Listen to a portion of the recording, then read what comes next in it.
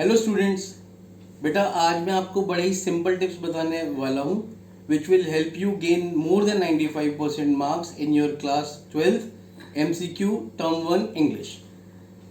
First question बेटा, recently अभी आपने देखा होगा CBSE ने पेपर अभी इशू किया है। फर्स्ट क्वेश्चन जो होगा आपका रीडिंग सेक्शन का होगा। रीडिंग सेक्शन में there will be 2 questions. First question will carry 10 questions and you need to attempt only 8 out of those 10 questions. अब बेटा पहली टिप ये आती है कि चॉइस ऑफ क्वेश्चन बड़ा मैटर करता है। दूसरा, अंडरस्टैंडिंग ऑफ क्वेश्चन। जब आप क्वेश्चन को देखते हो तो आपको जो क्वेश्चन में अगर हल्का सा भी even an iota of doubt भी है ना, उसको छोड़ दो और जो क्वेश्चन आपको आ रहा है उसे करो। दूसरा, क्वेश्चन छोड़ना कौन सा है। मेरी टिप आपके लिए इस सेक्शन के लिए ये है कि देखिए कुछ क्वेश्चंस ऐसे होते हैं जिसमें कोट करी हुई होती है, किसी लीडर की या किसी राइटर की कोई कोट दी हुई है और उस कोट को रिलेट करना है with the context of that passage. वहां पर आपको कंफ्यूजन हो सकती है, तो उस क्वेश्चन को अटेम्प्ट ना करें if you are not sure whether the quote is completely related to that chapter. Out of 4 quotes में कई बार 2 बड़ी सिमिलर लगती हैं कि यार बी करूं या सी करूं, तो यहाँ इशू हो सकती है। ठीक है। दूसरा पॉइंट ये है कि क्वेश्चन को समझना बहुत जरूरी है। अगर आपने क्वेश्चन में जैसे CBSE वाला मैं आपसे क्वेश्चन पूछूं, उसके अंदर एक सेकंड पैसेज के अंदर एक क्वेश्चन है कि भाई एवरेज इनकम कौन सा वाला पॉइंट बताता है, तो ज्यादातर बच्चे कह रहे हैं कि 7,000 मिनिमम है और 85,000 मैक्सिमम है, वो पैसेज के अंदर मेंशन किया हुआ है। बट वो क्या है बेटा, क्वेश्चन में आपसे रेंज नहीं पूछी है, वो रेंज है 7,000 से 85,000, वो रेंज है। आपको क्वेश्चन क्या है, एवरेज बतानी है। तो उस क्वेश्चन के अंदर एवरेज पॉइंट नंबर सी के अंदर है 7,000। तो ये आपको क्वेश्चन की अंडरस्टैंडिंग बहुत जरूरी है।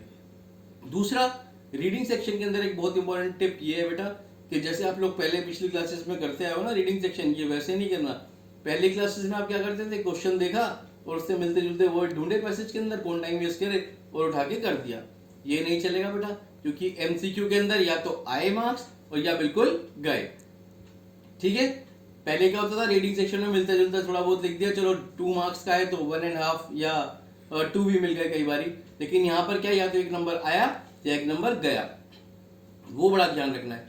2 तरह के पैसेज हैं। पहला वाला किसी लिटरेरी पीस पर होगा, literary piece in the sense prose section का होगा, आपके कोर्स के लिटरेचर का नहीं, कुछ अलग पीस ऑफ राइटिंग होगा। दूसरा जो होगा वो डेटा बेस्ड होगा, जिसमें आपको डेटा एनालिसिस के 8 क्वेश्चन होंगे, 8 में से आपको 6 करने हैं।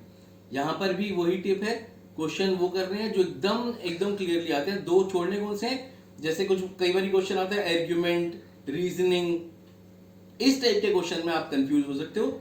If you are getting confused, leave these kind of questions aside, और जो डायरेक्ट क्वेश्चन है उनको आप कीजिए। पैसेज के अंदर रीडिंग आपको बहुत जरूरी है। रीडिंग कंप्लीट पैसेज की करनी है to understand its meaning within the lines. ठीक है बेटा, सिंपल अगर आपने एक बार रीडिंग मार ली वो समझ में नहीं आएगा। You need to read thoroughly.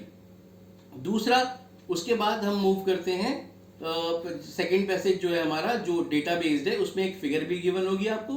वो फिगर आपको अंडरस्टैंड करनी पड़ेगी because at least a couple of questions will be related to that figure too, apart from the text. Text तो है ही, उसके साथ वो फिगर से भी रिलेटेड क्वेश्चंस हो सकते हैं। ठीक है बच्चों, अब उस फिगर को अंडरस्टैंड करना बहुत जरूरी है। वो फिगर पाई चार्ट की फॉर्म में हो सकती है, बार डायग्राम में हो सकती है, या लाइन ग्राफ में हो सकती है। ठीक है। साथ में डेटा आपको क्वेश्चन के अंदर जो उसका टेक्स्ट है उसमें भी मिलेगा, तो वो समझ के बहुत अच्छी तरीके से फिर करना है। दोबारा से बता देता हूं, पैसेज को अच्छी तरह से अंडरस्टैंड करना है। क्वेश्चन कौन से छोड़ने हैं, या तो कोट वाले या आर्ग्यूमेंट रीजनिंग वाले कि भाई ये फर्स्ट स्टेटमेंट इसके साथ रीजन करती है, या कोजर इफेक्ट वाला है वो। अगर उसमें आपको डाउट है, अगर कई बार क्या लगता है कि सिमिलर ऑप्शंस बिल्कुल लगते हैं कि यार सी भी आ सकता है या डी भी आ सकता है, तो बेटा ऐसे डाउट वाले क्वेश्चन को बिल्कुल छोड़ दो। ठीक है। Let's move to reading section. Reading section में आपका शॉर्ट जो क्वेश्चन है, शॉर्ट रीडिंग के अंदर आपके 2 टॉपिक हैं, एक है नोटिस, एक है एडवर्टीजमेंट। CBSE ने जो अपना पेपर इशू किया है उसके अंदर नोटिस दिया है, बट ये क्लियर नहीं है कि नोटिस ही आएगा, हो सकता है एडवर्टाइजमेंट का आ जाए। तो पहले एडवर्टाइजमेंट को थोड़ा सा डिटेल में डिस्कस कर लेते हैं। देखो बेटा, सिंपल एडवर्टाइजमेंट जो है आपके कोर्स के अंदर, उन पर मेन फोकस कीजिए। वो कौन कौन से हैं, situation vacant, situation wanted, accommodation available, for sale, to let, accommodation required. ये आपके मेन एडवर्टीजमेंट्स हैं. एडवर्टीजमेंट्स में क्या होता है बेटा, complete, no use of complete sentences, to the point लिखना है. क्या क्या चीजें लिखनी है, जैसे सिचुएशन वैकेंट का है, आपको काम करने वाले चाहिए, तो उसमें क्या क्या रिक्वायरमेंट है, एज की रिक्वायरमेंट हो सकती है, एक्सपीरियंस की रिक्वायरमेंट हो सकती है, क्वालिफिकेशन की रिक्वायरमेंट हो सकती है. तो ये आपको समझना है किस पर्टिकुलर पोस्ट के लिए कौन सी आपकी क्वालिफिकेशन चाहिए. अब जैसे सपोज करो एक जॉब है मैथमेटिक्स के टीचर की, तो आपको उसके लिए क्या लिखना है, MSc B.Ed, ठीक है, या MA ब्रैकेट में मैथमेटिक्स B.Ed. अब आप मैथ्स के टीचर के लिए ये तो लिख नहीं सकते कि B.Com कर दिया, M.Com कर दिया और हो गया काम. टीचर के लिए B.Ed जरूरी है, अकाउंटेंट के लिए CA जरूरी है, इंजीनियर के लिए B.Tech जरूरी है, और मार्केटिंग का कोई भी है तो उसके लिए आप MBA डालिए. ठीक है, तो ये 4 5 6 7 जो पोस्ट हैं, इनकी क्या क्वालिफिकेशन है वो आपको समझनी है. अब जैसे फिजिकल एजुकेशन के टीचर की आ जाए तो उसके लिए क्या होना चाहिए, PED, यानी फिजिकल एजुकेशन का जो आपका टीचर चाहिए, PED टीचर चाहिए, तो वो आपको उसकी क्वालिफिकेशन भी पता होना चाहिए. तो according to different jobs qualification will be different. हाँ, अब अगर क्वेश्चन ऐसा आ जाए कि भाई मैथ्स के टीचर की रिक्वायरमेंट है, उसमें 4 पॉइंट दे दिए और आपको बताना है इन 4 में से कौन सा नहीं आएगा, तो एक्सपीरियंस पूछ लिया, एक पॉइंट में एक्सपीरियंस डाल दिया, एक में क्वालिफिकेशन डाल दी, एक में पंक्चुअलिटी या बोर्ड एक्सपर्ट डाल दिया, और एक में लिख दिया हैंडसम. तो ये जो हैंडसम वाली क्वालिटी है, ये मैथ्स के टीचर का किसी भी टीचर के लिए रिक्वायर्ड नहीं है. एक्सपीरियंस चाहिए और अपने सब्जेक्ट में कमांड चाहिए. ठीक है बेटा. दूसरा, जैसे सपोज करो 4 सेल का आ गया, इसके अंदर व्हीकल वाला ज्यादा करना आप अच्छी तरीके से प्रैक्टिस. 2 3 टॉपिक भी कर लोगे ना आप एडवर्टाइजमेंट्स के, तो वो क्लियर हो जाएगा. फिर एडवर्टाइजमेंट के अंदर बाद में एड्रेस देना होता है. अगर एकोमोडेशन वांटेड का है तो आप ये बताओगे कि प्राइस इतना होना चाहिए, ये पॉइंट आएगा जरूर. एरिया कितना होना चाहिए, आपकी प्रेफरेंस क्या है. और अगर आप अपनी एकोमोडेशन दे रहे हो तो उसमें आपको ये बताना है कि हमारी प्रॉपर्टी है, जो हमारा फ्लैट है, जो हमारा बंगलो है, उसके अंदर ये क्वालिटीज हैं. ठीक है, वो आप मेंशन कर दीजिए. अब ये एडवर्टाइजमेंट की बात होगी. डिटेल में मैं एक राइटिंग सेक्शन का एक वीडियो बनाने वाला हूं. डिटेल में हम एक एक टॉपिक को उसमें करेंगे. अभी हम फिलहाल टिप्स की बात कर रहे हैं, which are needed to gain best marks. Next है हमारा नोटिस. अब एक बात और ध्यान रखनी है, शॉर्ट राइटिंग हमेशा बॉक्स में आएगी, whether it is notice, advertisements और invitation, which will be there in your second term. तो let's keep that aside. Notice और एडवर्टीजमेंट बॉक्स में आएगा. नोटिस का फॉर्मेट डिस्कस करते हैं. सबसे पहले इशूइंग अथॉरिटी, उसके बाद इशूइंग अथॉरिटी के साथ प्लेस. जैसे सपोज कीजिए स्कूल का नाम है ABC public school, comma place का नाम. नोटिस के अंदर चाहे वो इशूइंग अथॉरिटी कोई भी हो, whether it is the schools authority और it is related to some residents welfare association, body का नाम आएगा. जो भी इशूइंग अथॉरिटी है वो बॉडी का नाम आएगा और प्लेस आएगा. ठीक है बेटा. उसके बाद नेक्स्ट लाइन में नोटिस आएगा. नोटिस भी कैपिटल में आएगा. ऊपर इशूइंग अथॉरिटी वो भी कैपिटल में आएगी. लेफ्ट साइड में डेट आएगी. आपकी डेट लिखने का तरीका क्या है, 16 जुलाई 2021 या जुलाई 16 2021.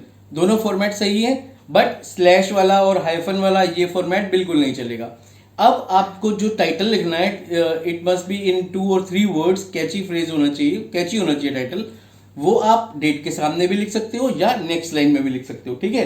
तो अगर MCQ में आपके साथ सामने ऑप्शन आए कि भाई जो आप टाइटल लिखोगे वो डेट के सामने वाली लाइन में लिखना है, एक पॉइंट ये है.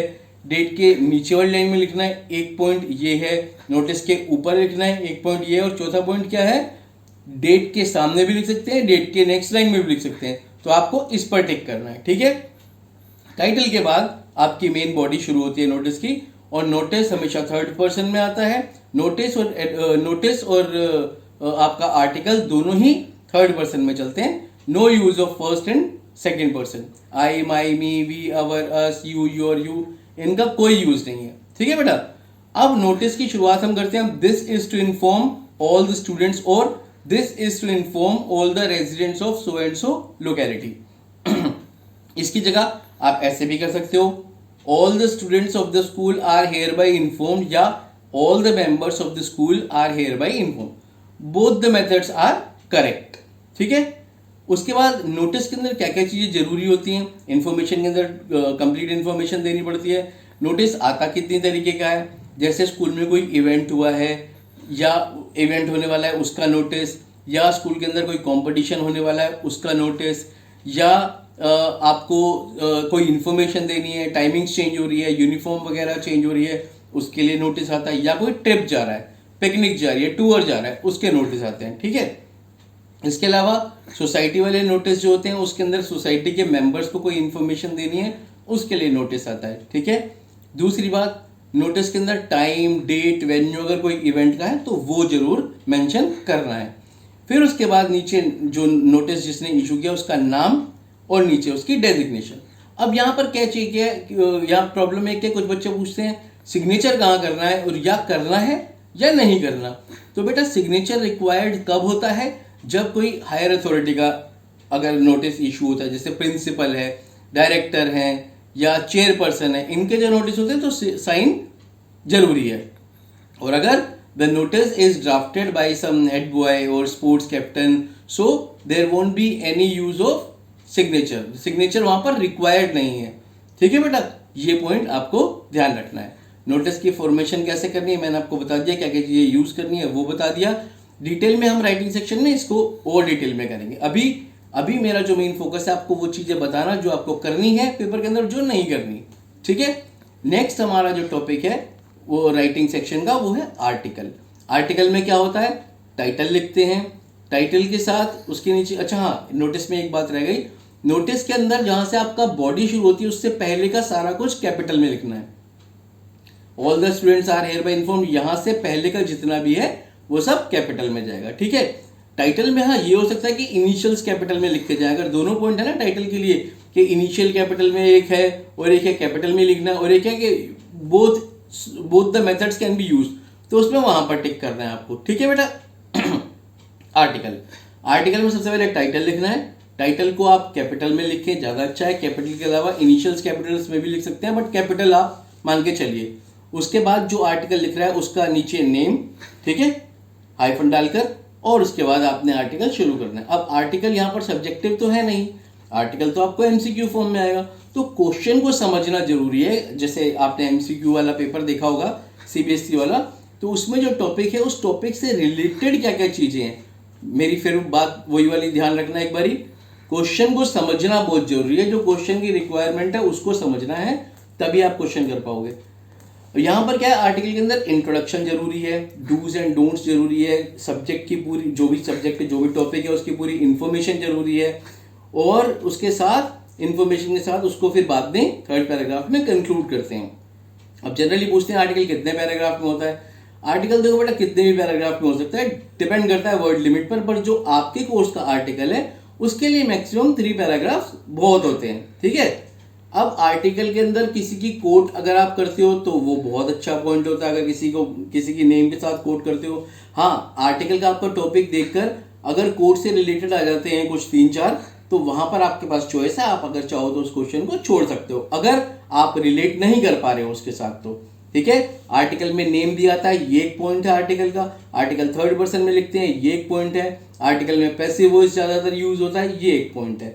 इन बातों का ध्यान रखना है। ठीक है, let's move to literature section, which is the most important. Why I'm saying that this is the most important, because it carries maximum marks.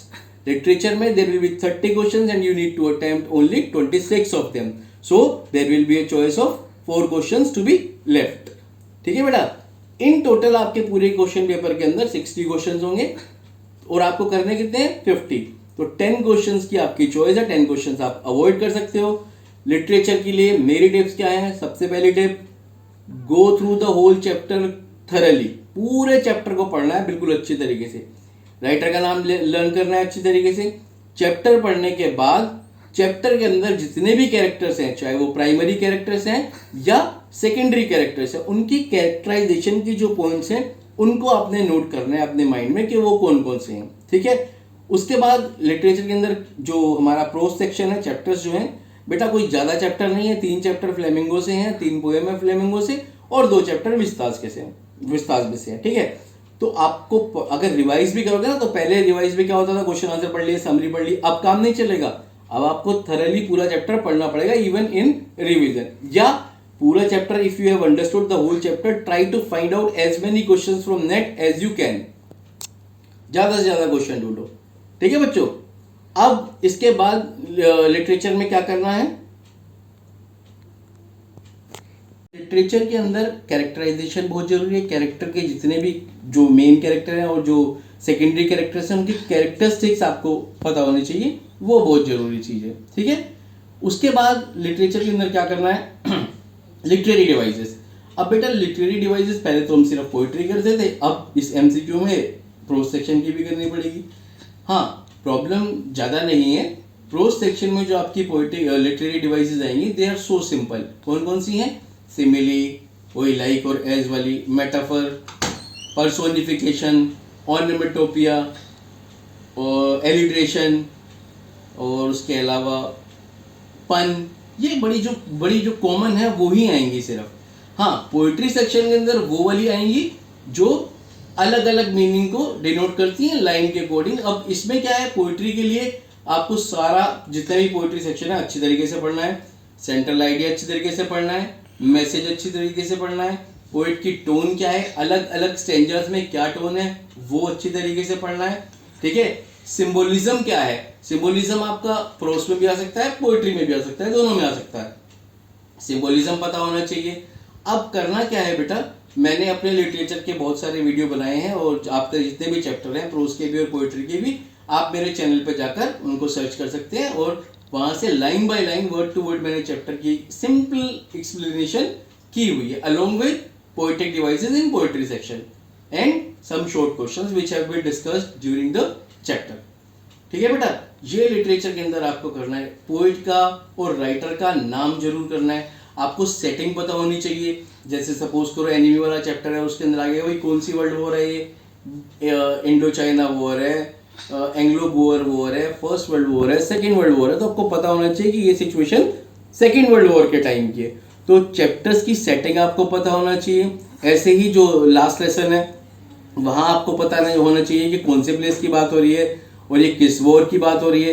ऐसे ही थर्ड लेवल है तो वहां आपको पता होना चाहिए कि चैप्टर जो है वो 1950 में बेस्ड है और चार्ली वॉज बोर्न इन 1919, और वो कहाँ जाने की बात करता है, वो गेल्सबर्ग में उस पीरियड में जाने की बात करता है जब दोनों वॉर हुई ही नहीं थी। तो वो ये सब सेटिंग और प्लॉट आपको सब कुछ बुक में नहीं मिलेगा, अलग से भी आप इंफॉर्मेशन कलेक्ट करनी पड़ेगी आपको। Otherwise if you have any Curie any time you can ask me in comment book section of this video, ठीक है बेटा। एग्जाम्स के लिए आपको ऑल द बेस्ट। अभी राइटिंग सेक्शन का और एक मैं वीडियो बना के डालने वाला हूँ, लिटरेचर का ऑलरेडी बन चुका है। Till then bye.